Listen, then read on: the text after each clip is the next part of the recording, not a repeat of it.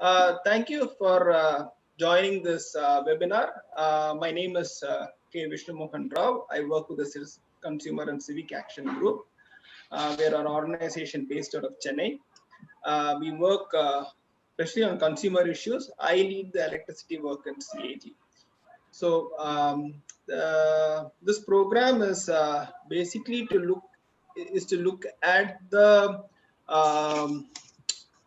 solar. Okay, the another thing that I should talk to you about is the set TN. So CAG, Auroville, and World Resources Institute India (WRI) are working together on a project called Sustainable Energy Transformation for Tamil Nadu, and this set of presentation comes under that initiative of SETIN. And I'd like to welcome Martin Scheffler, who's the co-founder of Auroville Consulting, and also welcome Hari Subish Kumar, who has co-authored the report along with the team. And I think the presentation can be accessed online. Harish, are you typing the presentation link on the thing, or have the? I'll post it. Oh, thanks. And as it stands, the format of the presentation of this webinar is for 25 minutes. Then we'll have a 15 minutes quick Q&A. In terms of the audience interaction, I would request them to keep their speakers on mute, and if for the duration of the presentation. If there are any questions that you would like to ask, kindly type onto the chat box. So that's the thing. I think during the presentation, during the Q&A, I will try to choose a few questions that can be kind of asked to the presenters to get some feedback. And if any additional questions or any questions that are not selected, do send an email to Auroville Consulting, so to get some more detailed answers on the topic. And I'll give some closing remarks, and a reminder to download the presentation. Thanks, Martin. Martin, you can. Thank you, Vishnu, for the introduction. Before Hari proceeds with the presentation itself, I would like to give a little bit of context and the reasons why we undertook this particular assessment here. But just to add to Vishnu also, so the presentation will be followed by a panel discussion. So we have 3 expert panel members invited to help us in taking questions from the audience as well. And that will be facilitated by Vishnu. So to provide a little bit of context, you may be aware that India has an ambitious solar energy target of 100 gigawatt to be achieved by 2022. In parallel, there are state-specific targets. Tamil Nadu has a solar energy target of 9 gigawatt to be achieved by 2023. Currently, we are slightly below 4,000 megawatt, 4 gigawatt. That means another 5 gigawatt of solar energy are supposed to be added in the coming 2 years. Now, this, of course, will require a skilled workforce. And it is estimated that adding a 5,000 megawatt in the next 2 years will create approximately 100,000 full-time equivalent jobs in the next 2 years to come. And in this context, the government of India has introduced a series of solar skill and capacity building programs. 5 of these programs have been active in Tamil Nadu for the last 5 years. And this presentation here tries to summarize key findings of a report that we recently published, and you will find the URL in the presentation here. And the key objectives were really to take a stock of what is happening in terms of solar skill development and capacity building in the state. And secondly, to assess these training programs against the targets that they have set themselves, for example, in terms of percentage of job placement of graduates. Yeah? And at this point, then I would like to give it over to my colleague Hari, who will go into the details of the key findings. Thank you, Vishnu, for the introduction, and thank you, Martin. This will be the content of the presentation ahead. A brief introduction, followed by the solar PV skill development programs in Tamil Nadu. And we're focusing on Surya Mitra specifically here in the state, followed by the challenges and responses received from the graduates of the program, followed by the recommendations from the challenges which we came across. India's skilled workforce across all sectors has struggled to keep up with the global competition. Say China has 47%, Germany has 74%, and Korea has 96% of its skilled labor. But in terms of India, India has only 2 to 4% of its labored workforce as skilled. Majority of the labor forces are either semi-skilled or low-skilled. This inadequacy in India's skilled workforce could inhibit India's ambitious renewable energy target of 175 gigawatts by 2022. And we all know that renewable energy sector has been growing in India quite rapidly in the last decade, as there has been increase in capacity installed, and from 8% in financial year 2009 to 19% in financial year 2018. And it is majority of the renewable energy capacity addition contributes from solar and wind. And solar, both being distributed in nature, they are highly labor intensive in nature.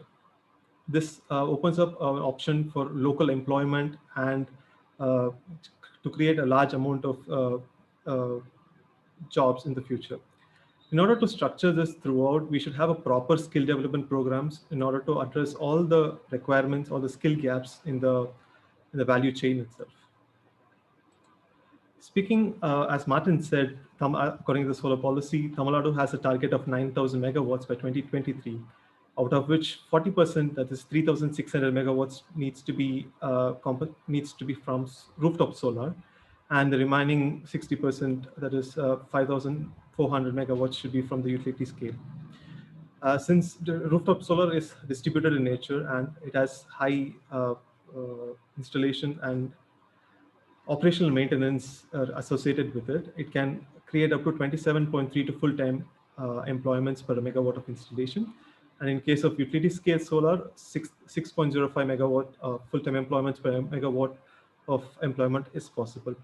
So if Tamil Nadu could achieve the target of 9,000 megawatts by 2023, this could have a potential job of 97,110 full-time employments in the meantime. Speaking of the important players in this skill development programs itself is first the Ministry of Skill Development and Entrepreneurship. They're responsible for coordination of skill development programs across the countries in different sectors. National Skill Development Corporation, NSDC, is responsible for skill development and capacity building across different sectors. And they have initiated around 38 skill councils in order to manage the skill gaps in different sectors.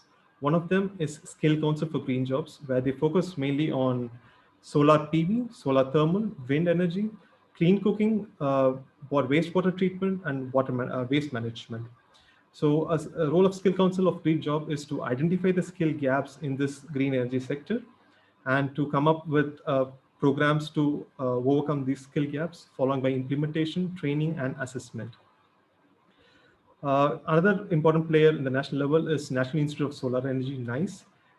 It is under the Skill Development Initiative of Ministry of New and Renewable Energy sector, ministry.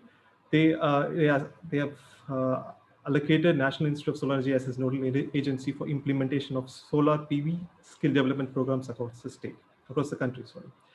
And in terms of Tamil Nadu, the Energy Department, Government of Tamil Nadu, and Tamil Nadu Energy Development Agency, TEDA, are completely responsible for implementations of these programs in the state. Let's see about the solar PV skill development programs in the state currently. As Martin mentioned earlier, there are 5 programs currently offered in the state. First of us is Surya Mitra, which is designed to prepare the candidates for installation, operation and maintenance, and solar entrepreneurship. Second is Varun Mitra, It is aimed to create trained workforce who can design, install, and commission solar water pumping systems in the state. Solar PV installer electrical mainly focuses on electrical installation and commissioning of solar PV. Followed, solar rooftop grid engineer aims to develop skilled workforce that can inspect, test, and maintain maintenance of the grid-tied solar rooftop installations. And the PV entrepreneur program focuses mainly on developing entrepreneurs in the field of solar energy.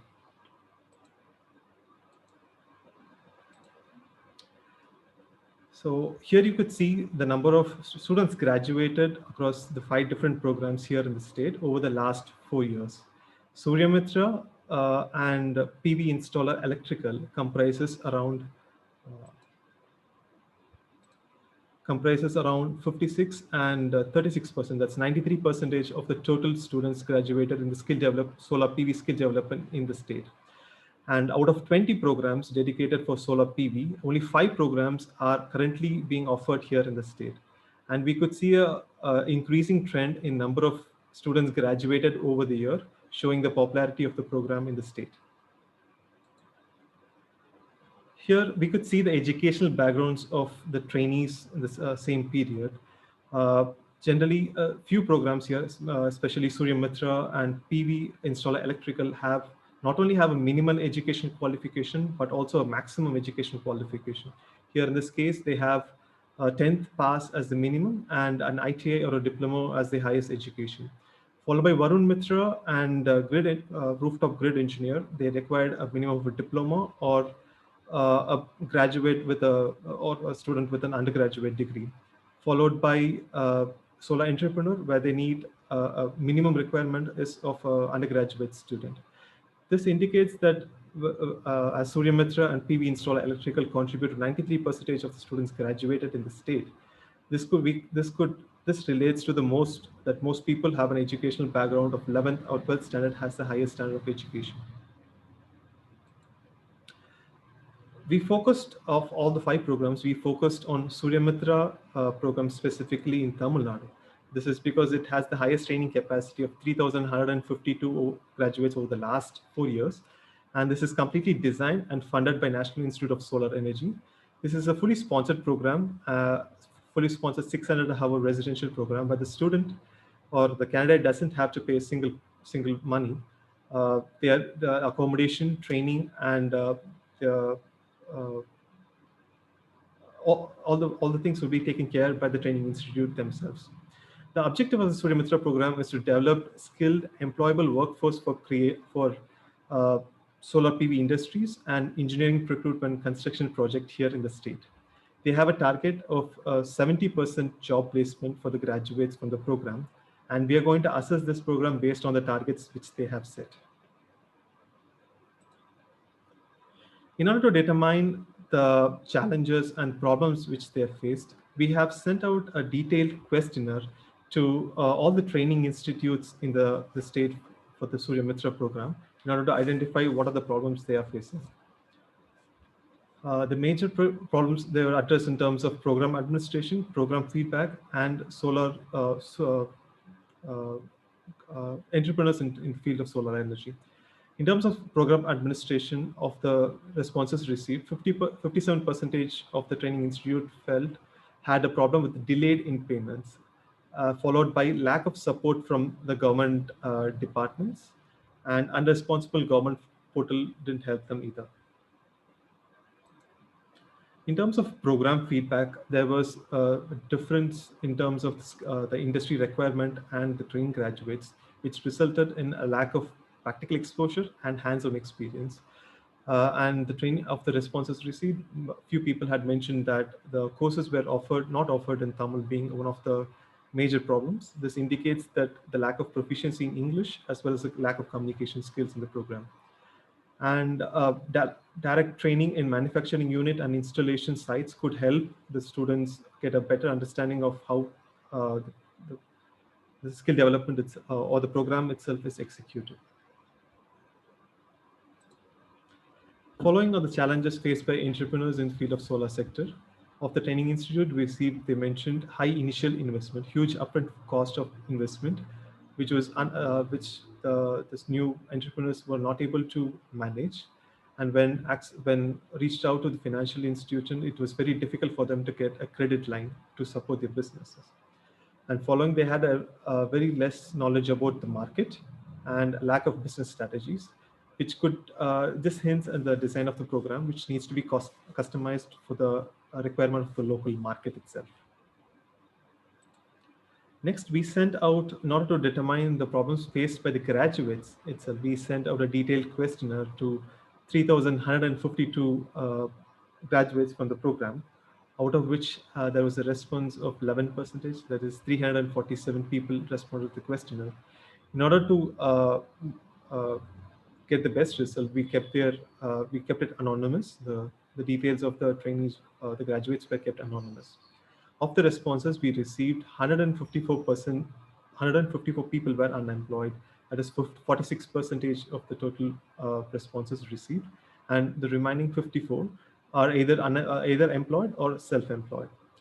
When looking at the details, if they are working in the solar sector or not, only 67 people, or that is 19.3% of the total respondent were working in the solar industries, and the remaining were either unemployed or working in a non-solar industries. This is far less compared to the standard which they have set for themselves, that is 70% of job placement, and it can be concluded that they have not met the target which they have set. And when seeing the number of persons who have been employed in solar industries, out of 67, 50 people are employed in terms of installation, operational and maintenance and commissioning, and 17 people are self-employed, having a startup of their own.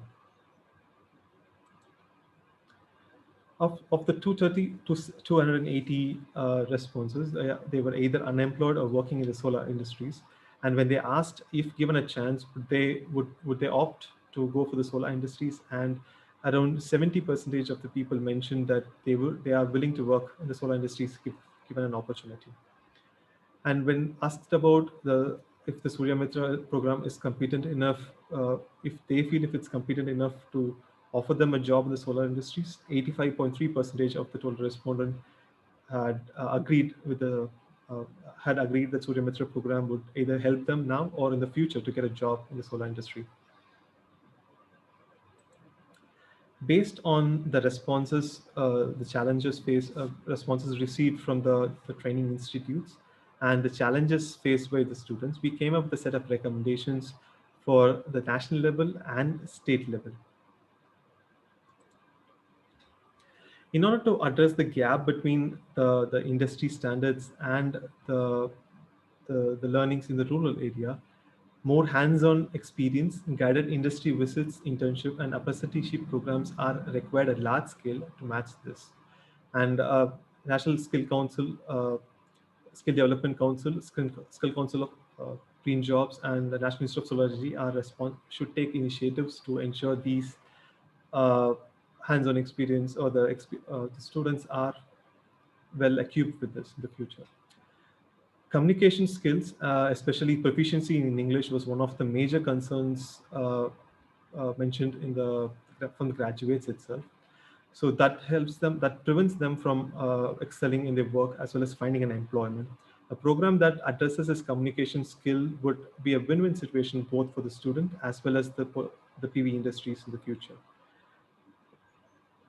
And as most of the training institutes have mentioned, the lack of that, the delay in payment is one of the reasons for them. They couldn't operate at the maximum capacity.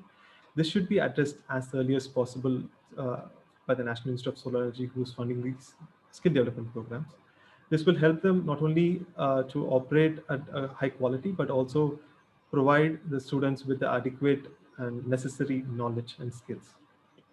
And review ongoing quality assessments of solar trainings and institutes and trainings is necessary in the long term.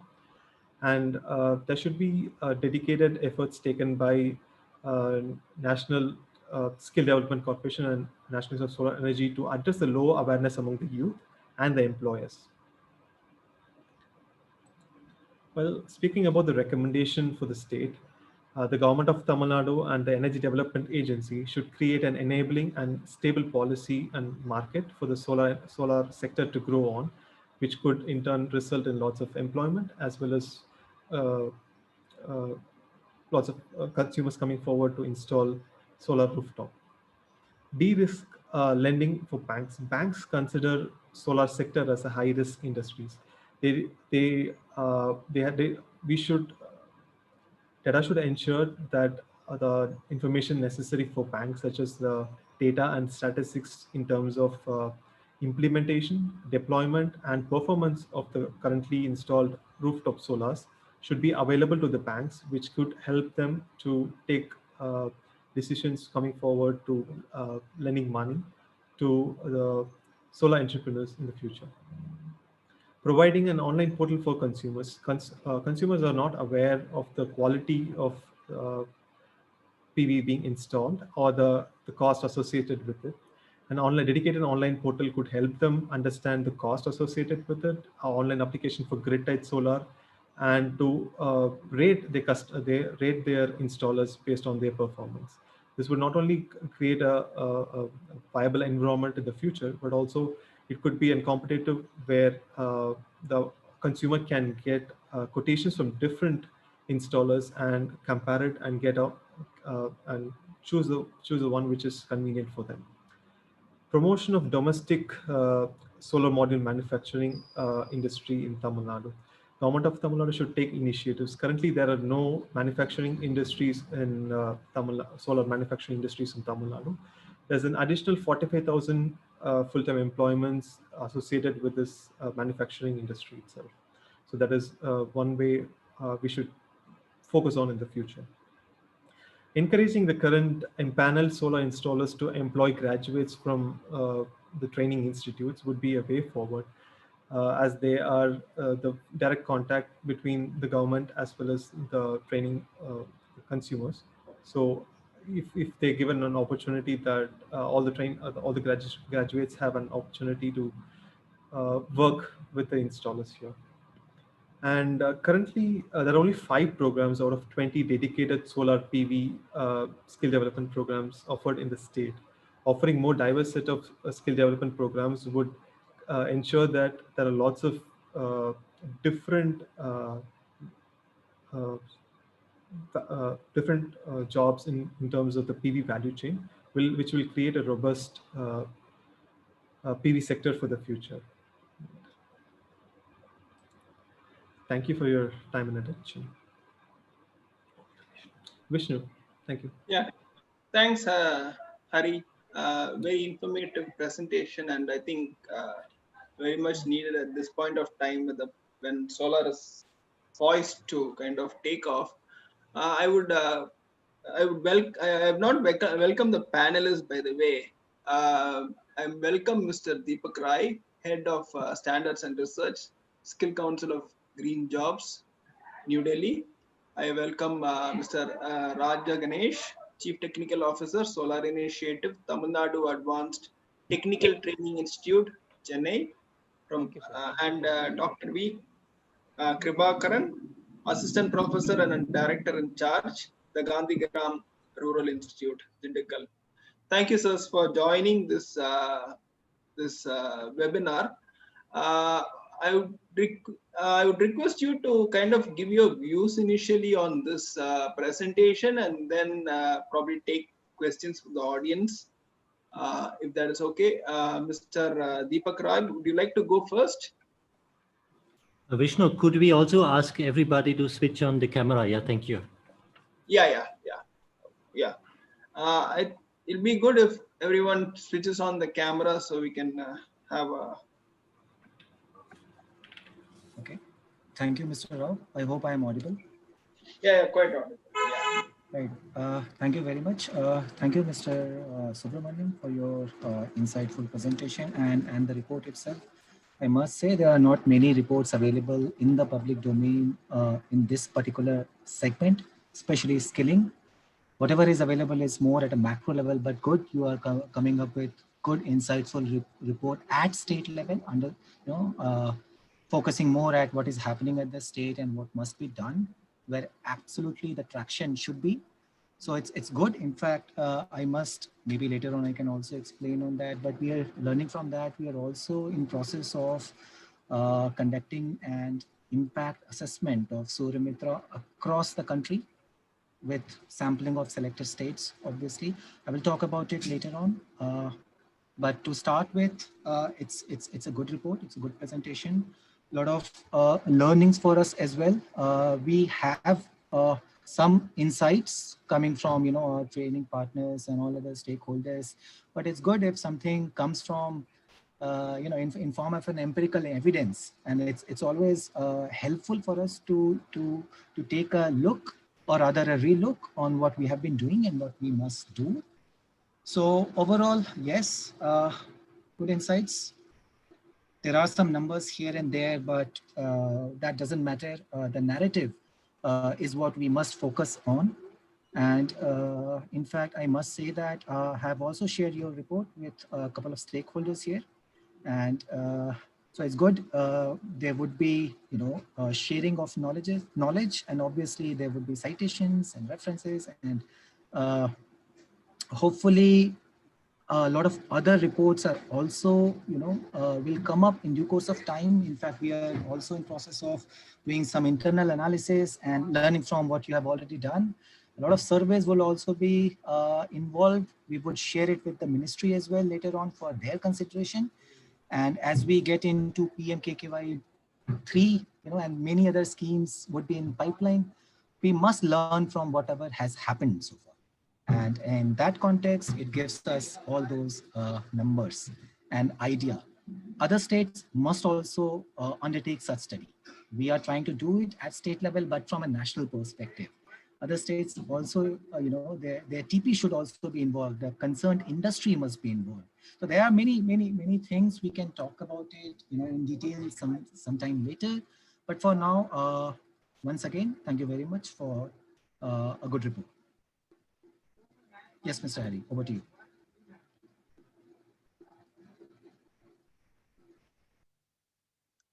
Krishna, you're in mute.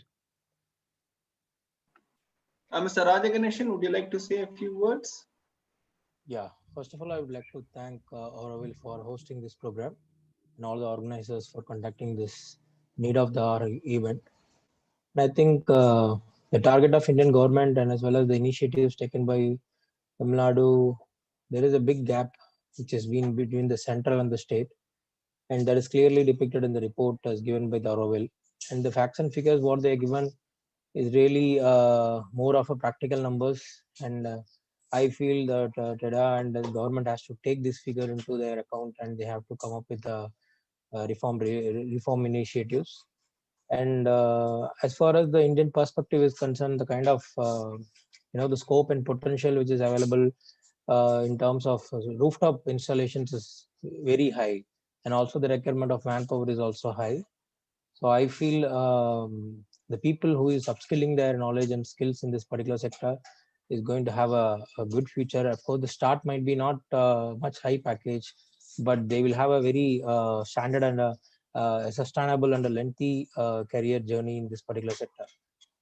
And with respect to the integrators, installers, and all the entrepreneurs, new entrepreneurs coming into the sector, I feel if they are parallelly focusing on the O&M AMC part of the systems of the installations, definitely they have a business a minimum of 20 to 25 years of life, because any plant is expected to be about 20 to 25 years. But so far all the utility scale plants has been installed is about 20, almost 5-6 years only. So still all the plants has to go through at least 20 to 25 years from now on. So I think this is a big industry. Anyone taking up this as a career, they have a good opening in this sector. I hope altogether this program will definitely put the views and clarifications about the audience regarding policies or whatever the opportunities available in the sector, and I would be more happy to support them and clarify them. Thank you all. Professor Kribakaran? Yeah, whether my voice is audible? Yeah, very audible, sir. Okay, thank you for Auroville for giving me an opportunity, because I am actually from an academic perspective. Okay, I think you have presented the facts and figures. Okay, the one thing is, okay, we have to ask the industry about the, because of the trained manpower, whether the performance of an industry is increased. That part you should analyze. Okay, because untrained manpower and trained manpower comparison we have to include, so that the trained manpower productivity increases. It is an indicator for actual usefulness of the skilling of the renewable energy sector. I think government of India as well as state government put an effort, but the real effort will goes only if the candidates or the that is participants should involve themselves and trained themselves to scatter the need of an industry. So I think you have projected one thing very clearly, that industry response is very needed. So I think industry and academia should join, so that what is the industry required for their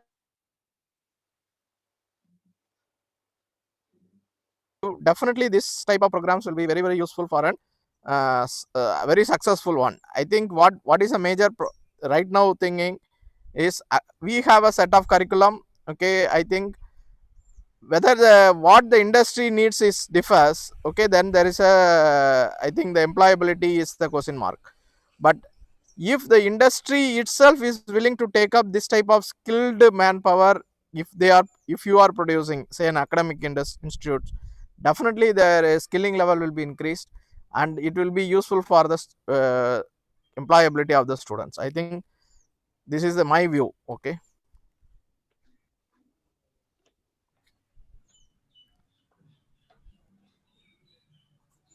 Thank you, Professor, for giving that. Thanks for the panelists. We have one question from the audience, from the other audience. There, it's from Dilip Raj. He mentions that Surya Mitra is still following very old syllabus when it comes to training. Would there be an updated? Would there be an update according to industrial standard anytime soon?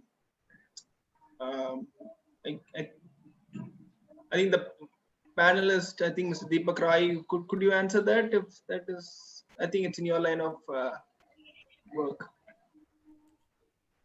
Sure. Just to answer that question, it was prepared sometime in 2016. So the rule is after the validity gets over, or in fact, even in the middle of it, as per the industry requirement, the curricula could be updated. So there's a process, revision process, it's called rationalization. We just undertook it last month. In fact, it started early this year and then it got stuck because of all this COVID pandemic and lockdown measures. But we restarted it. We got the industry validation on the revised QP. Some upgrades have been done. It should be available soon on the NSDC portal, the updated version 2. But I do understand, we always require feedback from training partners, from industry, from pretty much every stakeholders if there is a need to revise it. This whole process can be done. I mean, we don't need to wait for the validity to get over. It can be done anytime. So it just takes some time, but in case you have any particular suggestion, I would invite for your feedback. I'll request you to kindly email it to us saying all these aspects must be covered, and then we will try to include it if it's already not covered. Remember that we have already undertaken this rationalization revision process, and version 2 should be available soon. But if we have not already factored in whatever is missing, then in any case, please let us know. We'll be glad to know. Vishnu, I would also like to ask a question, if I may. Yeah. Please. So what I found touching in the report is the aspiration of the graduates, where the majority of them has indicated that they would like to work in the solar industry. I think that's definitely a positive sign. Even the majority of them felt that the existing program has skilled them sufficiently. to find employment in the future. So I guess my question is, without having an answer, but I would like to put it on the table for discussion. If we look at the number of students and graduates and the number of actual job placement, and at most of the states not being able to meet the solar energy targets. So where are the gaps, and how could the gaps be addressed? And is it that there is possibly a lack of coordination between the targets being set for training students and the targets that are set at central level or state level in terms of solar energy targets? Or is there something else that would be possibly the gap, or is it a combination of course, multiple factors? And how would we be best to address some of those gaps? And who are the key stakeholders that need to be brought on board? Hi, Martin. I can try to answer that, and then I will request other panelists to share their views. Very, very briefly, good question. This is exactly what we are focusing on, how to increase the uptake of all these trained candidates into the industry. The problem lies at pretty much, entire value chain. Somewhere, pretty much everywhere, all stakeholders have their own responsibility. There are barriers. Industry sometimes says, not always, sometimes they say that we don't have enough trained manpower available. Okay, so there are not enough skilled labor workforce available to them. Trainees, when they are trained that way, they say there are not enough industry demands. Okay, so I mean, it's a vicious cycle. See, remember, SCGJ is just almost 4.5, 5 years old organization. Skilling ecosystem has taken a different turn sometime in 2015. And a lot of efforts have been done since then to plug in all these gaps at various levels. We have around 67,000 plus Surimitra across the country. And in our preliminary, impact assessment, we haven't found the numbers what you realized, that only 20% are employed in Tamil Nadu. I do understand that could be the case. That's your survey result. The insights we are getting that possibly that number is higher. I mean, it depends on state, it depends on market, and many other variables into it. We can talk about it later on. But again, just to briefly emphasize on the point, what you are making, a very valid point, is that efforts are being done across the value chain to plug all these gaps.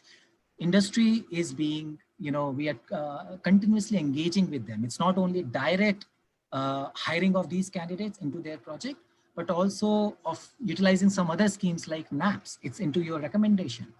I mean, just before this call, we were attending some other call, and there's a lot of traction happening on the NAPS point of view. Okay, NAPS is National Apprenticeship Promotion Scheme. So industry hire apprentices, basically they are either trained or untrained, and then they do on-the-job trainings, basic trainings. If they're basic trainings could be excluded if they're already trained candidates. Basically, Government of India also gives a financial sort of contribution to the industry, around 1,500 per month to hire these people, and then it can run for a certain time. So there's a scheme running on, so there are many other enablers. A lot of initiatives are being actually seen on the ground slowly. We are trying to, I'm repeating here, we are trying to address all those barriers one by one. We require, I mean, it's not only us who can help us. It's a continuous process. The quality of trained candidates passing from our training partners across the country has to be at a certain level so that entire industry, be it a manufacturing unit, be it a IPP segment, a developer, an EPC company, I mean, the trained candidates should directly get into their job roles. Directly, there should be a direct entry. They should be trained at that level. And obviously, reaching that level across the country is a tricky business. It just cannot happen in 5 years. I mean, one must understand that. A lot of efforts are being taken. We're just trying to harmonize that quality. And we are very hopeful that in due course of time, a lot of hiring, as you have already presented in your number, will happen just to realize if we are serious about realizing 2022 plus state related targets plus 2030 targets. That is pan India. Thank you. Thank you, Mr. Martin. I think I would like to add something on Mr. Martin's question. Like, why the gap is there with respect to the targets and the practical happenings. So mainly, I can give my view and opinion with respect to Tamil Nadu in terms of integrators. The people, those who are actually doing the installation and erection commissioning. Whatever the central government set up some target or some kind of subsidy schemes, while coming to the practical implementation, there will be a big gap in terms of the administrative procedures and process which involves here. So that actually dilutes the interest of a customer in terms of claiming the subsidy, and from which he feels the cost of the system is high. Okay, because a domestic consumer, now they change the policy from net metering to net feed-in Tamil Nadu. So in such case, you will not be going to enjoy the cost of 2.2 rupees per unit for his export unless he get the capital subsidy from the central government at the rate of 47 rupees per watt at 40% of the cost. He will not be able to make his ROI, the break even in less than 5 years, which is not going to attract a domestic consumer to go for solar or net metering via. So that is a very big setback why domestic is not happening, because and they, once they know that they are able to get the subsidy from government, they will not put plant from the private peoples. So that become a stagnancy because of this particular move. And second thing, coming to the commercial sector, these people, the policy change with respect to net feed-in has really restricted the peoples to, for the peoples only using the power during the daytime. Okay. Any people who has a night load and would like to generate during the daytime and want to adjust, they can't able to adjust it. So the banking of energy is basically eliminated. The net feed-in only, even if they want to try, it is going to be only not even 50% according to the 70% of the APPC cost, which we are considering now. So I also have one different opinion from this, because the cost of APPC, which they are referring as a reference for this calculation, they are taking for the megawatt scale plant cost. But the cost which they are adjusting is in the rooftop, smaller level segment, which is actually not at all, on the parity to be considered. So this is a big gap, and that too they are considering 70%. Even if they give 100%, at least okay, fine. But again, it is only 70%. But again, it is completely destroying the interest of people, those who want to go for solar. But still, after the lockdown, we feel, as from the industry perspective, I feel there are a lot of inquiries rushing in, because people really think how to reduce their operating expenditure after this COVID. So in that view, people are thinking, who is the guy who is consuming big chunk every month? So that is the electricity. Okay. So now people are started thinking, and people, those who want to use the electricity for the night lights, they are putting street lights, solar street lights, and all the domestic small houses, they are started using the DC home lighting system, which is one kind of a good thing which is happening after COVID, I'm seeing. But still in Tamil Nadu, I think it's more than almost a year after the central government released the subsidy rate of 47, the 40% subsidy. But still, there is no working instruction from the government. Recently, they have introduced the, released the EOI for price discovery, and it is going to take at least 3 to 4 months for the execution. And I don't know how many years it is going to take for the integrators to claim the 40% subsidy back. Last first phase of CM's scheme, it took almost 3.5 years. So this is also a very clear example why integrators lack of interest while working with the government schemes, and as well as it is actually affecting the kind of domestic target which has to be met by the state government. The last year, first phase CM's Chief Minister Capital Incentive Scheme was targeted at 10,000 houses. Okay, but hardly, I think 6,000 to 6,500 numbers have been met, and I don't know what has happened for the balance. And what is going to be happen for the next coming target is not defined properly. So this is one big gap in terms of things. And second thing, people of Tamil Nadu, they are very cost sensitive. They want to go for an affordable thing, and they say, if I invest this money in the bank, I will be getting this much of interest. With that amount itself, I can able to pay the electricity bill. So all these kind of things is coming. And third thing, I feel that the kind of benefit which they are going to avail out of accelerated depreciation for the commercial category people during their financial accounting is also not aware. It's also not properly highlighted for the people, like what kind of savings they are going to obtain from the kind of income tax benefits, and they can accelerate the 40% in the first year itself. I think these are all the gaps which has been happening with respect to the industry and government, also with the customer. Maybe, and even if the banks also come way forward to support with in terms of incentives, also with the soft loans or some kind of rebates, then I think definitely as a state of Tamil Nadu and even Pondicherry has a very good potential to scale up the business in a big way. So this is my opinion about it. And I hope I have answered your question in my view.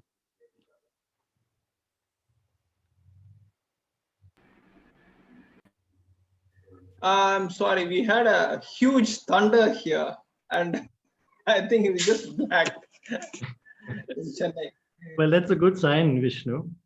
Yeah. Dr. Kirupakaran, would you like to add to this as well?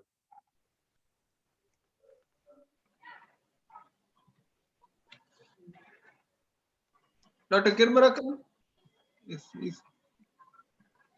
So are you able to hear us? Sir, நீங்க mic mute பண்ணிருக்கீங்க sir, பேசுங்க பேசுங்க. Sir கேக்குதா? Yeah. Sorry. Actually, the lack of updation, okay, it is happening everywhere, okay.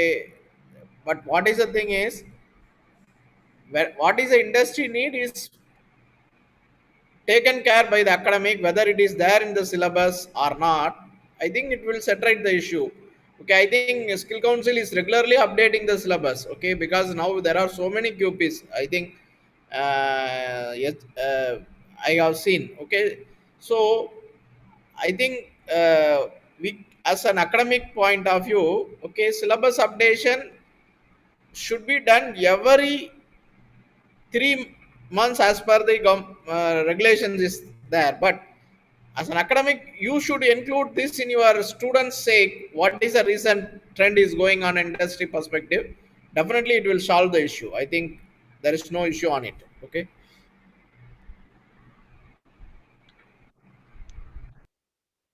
Thank you, Professor. We have a couple of questions. Vishnu, sorry, Vishnu, I know that I am imposing myself just to complete this discussion. Yeah. So I think what I took away, and thanks for all those frank answers, so there's definitely not a single silver bullet for solving it. But there is always something like a point of leverage. So what I still would want to quickly put on the table, we know that, for example, the employment opportunities for rooftop solar are substantially higher than for ground-mounted solar and utility scale. We also see that most of the states, even though they may be able to meet the utility scale solar targets, they are lagging behind when it comes to rooftop solar. So if purely speaking from what's the most employment potential, there should be an interest and an ownership in the states to create an environment for rooftop solar to actually take off. And that, of course, then will trigger that you have more opportunities for those graduates to find job placements. So I guess what I'm trying to say is one possible lever that we are serious about our rooftop solar targets, and that we need clear ownership at the state level to meet those targets. Yeah, I think we have around 8 minutes to kind of wrap up this thing. There are a couple of questions I think that can be answered quickly as well. Can ITAs around solar parks, can ITAs basically take up solar curriculum, or is it only NSDC centers? I think if somebody can answer, that will be great. I think I already answered. Even ITAs can take solar as a rate because there is a scope in that. Yeah, exactly. And if doing maintenance on the solar panels, disposing them at the end of the life, can it be included as part of solar skill development program? Is that being thought about? I don't know. Mr. Deepak Rai, would you like to end of life disposal and maintenance? Is this something that is part of that? Yes, I mean, end of life aspect is a part of your concerned curriculum. But remember, end of life, in fact, or recycling it for the time being, I mean, we haven't seen so many projects. You know, it's usually Yeah. 25-year cycle, which Mr. Raj Ganesan already has explained. In the Yeah. whole world, you will not see enough projects where they have already reached the end of life, actual Yeah. utility scale projects. But Exactly. obviously, in few years down the line, you will have that scenario. So yes, for India, it's a little bit far ahead for now, but it's already integrated in the curricula. Only that aspect, as of now, doesn't generate so much jobs. Though here we are talking about circular economy and greening the entire system. We are aware of that. All those aspects are covered. In fact, just for your reference, there are 2 greening jobs as well, NOSes as well. And they also talk about all these aspects, right? From energy efficiency to waste minimization, management, all aspects across the value chain. And now in fact, any other skill council, whenever they are going for this revision process, so there's a rule that all these greening NOSes have to be integrated in their own job roles. Okay, so end of life, one aspect that way, wherever if some other job roles in other sector, even that becomes an integrated part. So we are thinking on those lines. I'm just wanted to give you a highlight, an indication on where we are targeting. In our segment as well, in due course of time, maybe if there is a potential job role for that. Remember, we have a lot of job roles for waste management as well, recycling and in other sectors, wastewater as well. So for solar PV, if something comes up in partnership with industry, with their feedback, with other stakeholders' feedback, we would certainly focus on creating a new job role if there is a volume or market for that. Oh, thank you. Thank you. One question is for Auroville actually. Do you conduct employment training programs? No, unfortunately, we do not conduct employment programs. Yeah, okay. And some of the questions I think could be answered offline. Trained Surya Mitra graduate, what is the average earning from a trained Surya Mitra graduate employed in the solar sector? What have we seen any kind of median benchmark of the CTC? So the information what we have, usually installers, the industry trend is around 12,000 rupees per month. That's a trend average. It can go a little bit higher, a little bit lower. We have in our impact assessment, there is a question which tries to map that difference as well, that how much they were earning earlier, how much are they earning and what's their potential for, the next year or so. So we are also trying to get empirical evidence from survey on the actual norms. The industry, the employers usually pay around that. Okay. So one question I had from my side, I was going through the QPR, all the QPRs. I was just seeing that there's a whole set of things, right from Surya Mitra to solar engineering training and a couple of things. And I even saw a training program on solar proposal evaluator, for example.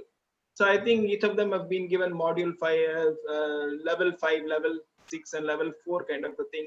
Have students actually had the time to upgrade themselves towards these things, or do they have enough information to kind of, let us say they are not in, they're unemployed in the solar industry once they finish their training? Have they tried lateral entry by making themselves upgrading themselves? Have enough information been given in this context is something that I was wondering.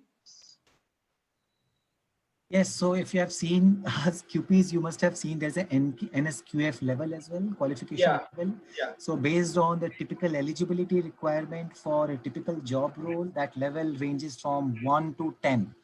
In our skill council, it's from 2 to 8 from operational point of view. We don't have the topmost level. Obviously, not all sectors have that. There is a job role, sort of what you call vertical that way. So Surya Mitra is 4. Okay, so usually that means ITI, diploma / all those candidates, that's the minimum eligibility level. Okay, so even in their final year, they can appear for the training, and then gradually they will pass their own minimum diploma, ITI, whatever it is. For your bank, that proposal evaluation QP, the NSQF level is 7, and that's targeted for someone higher. So that's usually for bankers. So a lot of our programs, training programs, skill development programs are also funded by a lot of multilateral and bilateral, besides government. Okay. So say a multilateral World Bank, World Bank is having 600 million credit line for rooftop.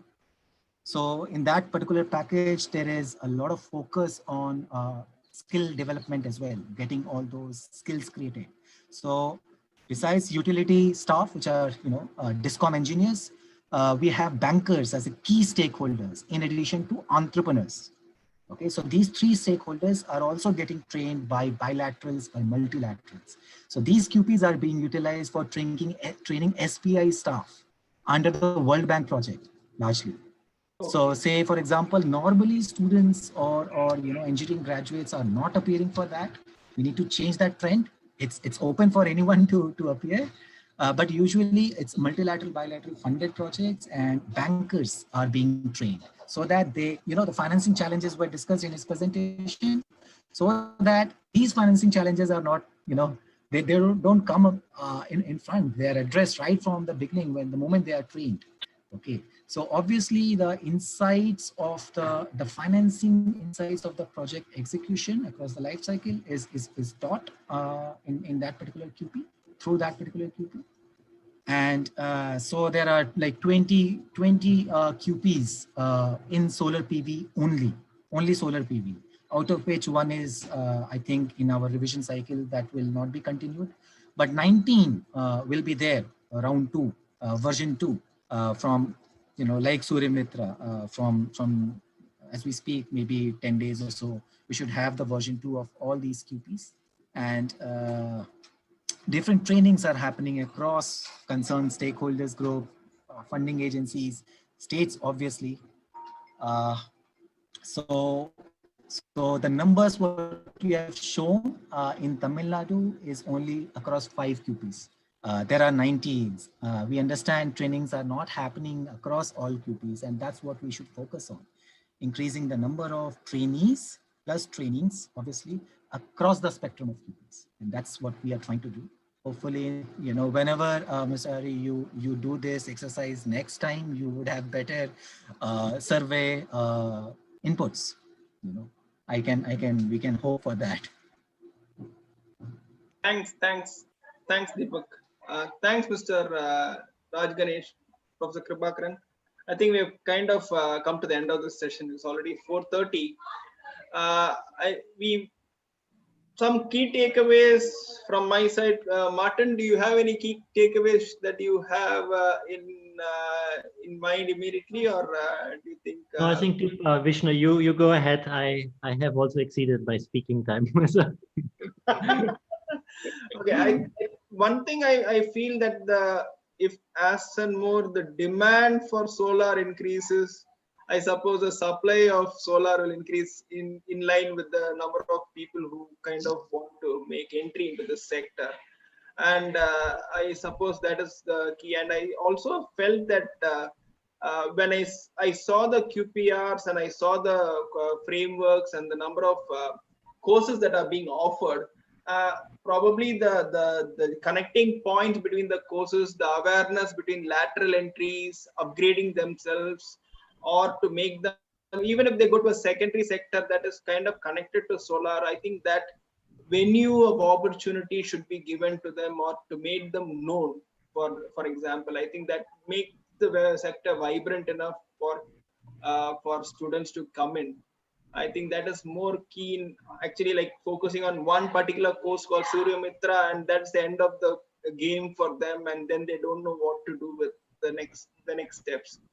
So I think probably it's an evolutionary process of how the sector is going to kind of evolve itself, and also how intake of students, how more human resources are then developed for this thing.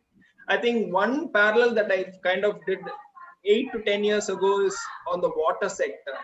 So there is this huge, everybody wanted to become water engineers.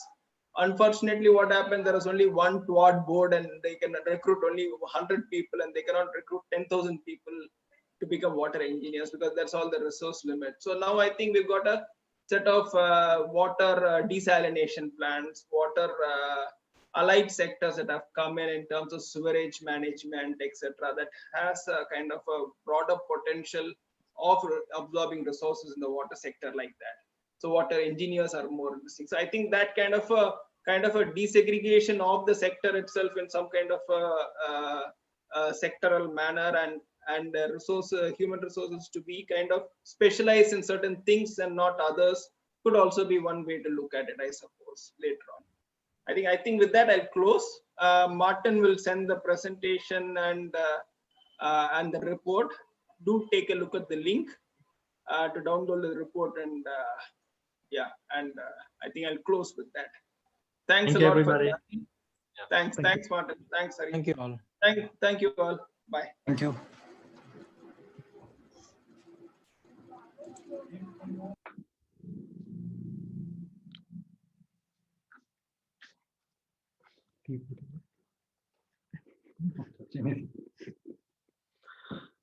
So